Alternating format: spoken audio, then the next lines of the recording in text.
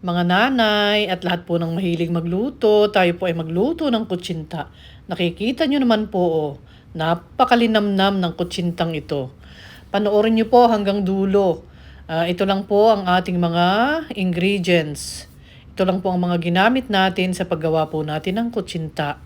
Ito po yung mga dark brown sugar, tapioca starch at lye water na ating kinailangan. At ito pong shredded cheddar cheese at ang kinayod po na niyog. Para po yan sa ating toppings. O simulan na po natin ang pagluluto ng ating kutsinta. Yan pong 2 tasang tubig at kalahati. Tutunawin lang po natin itong ating brown sugar. Maganda po itong brown sugar na nabili ko dahil napaka-dark. So ang atin pong kutsinta ay maganda ang kulay. Ayan po, halo lang po ng halo ang atin pong tapioca powder. Ayan po, kailangan po wala yung mga buo-buo. Kaya tiyaga lang po paghahalo. Idagdag na po ang ating harina at halo po uli ng halo. Kailangan po kasing maganda ang pagkaka-mix natin para yung pong ating kutsinta ay makinis. Ayan, dapat po walang mga buo-buo na harina na ganyan. Yan po. Kung gusto niyo pong lagyan ng seed powder, pwede po. Pero since yung atin pong sugar ay dark brown na, sure na po tayo na maganda ang kulay ng ating kutsinta. Kailangan po natin siyang salain dahil marami po talaga yung mga buo-buo. Hindi natin yan maiwasan. Ayan po. Kailangan pong 2 beses o 3 beses natin siyang sasalain para po talagang pino at maganda. Idagdag na po natin ang ating lye water o yung tinatawag po na lehiya.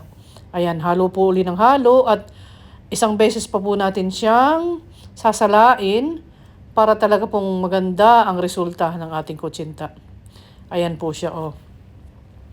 Salang-sala na po at wala na po yung mga buo-buo. Ready to steam na po ang ating kutsinta. Ayan, isalin po muna natin siya dito para po siyang pitsil, para mas madali po siyang ilipat doon sa ating mga molder. Ang molder po natin ay atin pong i-grease ng oil. Lagyan po natin ng konting mantika para yung kutsinta natin hindi po siya didikit at madali po siyang kunin. Ganyan po. Haluin po uli natin ang ating mixture para yung lehiya po ay proper ang pagkakahalo para lahat po ng ating kutsinta ay maligat at masarap. Ayan. I-steam na po natin ang ating kutsinta. Dapat po ay kumukulo na talagang tubig bago po natin siya i-steam. After 10 minutes po, ito na po ang ating kutsinta. Luto na po siya. Napakadali lang pong lutuin. Ayan. Napakaligat po at napakasarap. Kung gusto niyo naman po na magandang presentation, kung meron po kayong bisita, dahil ito pong kutsinta ay paborito ng mga Pilipino na merienda. Kung may bisita po kayo, para maganda ang presentation, lalagyan na po natin siya ng toppings. Ayan po. I-align lang po natin ang maganda sa plato para maganda siyang tingnan. At yung gusto po ng shredded coconut o ng kinayod na niyog na toppings, ayan, pwede po yan. Yan po yung original talaga na toppings ng kutsinta.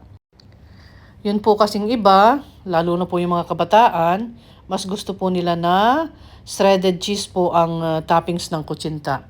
Mas masarap daw po kasi. Nasa sa inyo po yan kung ano ang gusto nyong toppings na ilagay. Ang importante po, tama yung ating recipe ng kutsinta at siya ay maligat at masarap.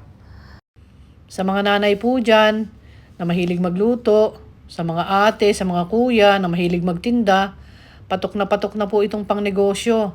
Pwedeng-pwede na, nakikita nyo naman. Hitsura pa lang po, malinamnam na. Sigurado po ako, kung magpapa-order kayo, maraming matutuwa at maliligayahan po sa recipe ito. Ito po ay budget friendly din dahil hindi naman po kamahalan yung mga ingredients na ginagamit. At kung pang negosyo naman po, maliit lang ang kailangan yung puhunan. Patok na patok po talaga. Ayan, kainin na po natin ang ating kutsinta na napakaligat at napakalinamnam. Sana po ay nasihan kayo sa panonood ng video ito at hanggang sa susunod po nating pagluluto ng mga kakaning Pilipino. Thanks for watching!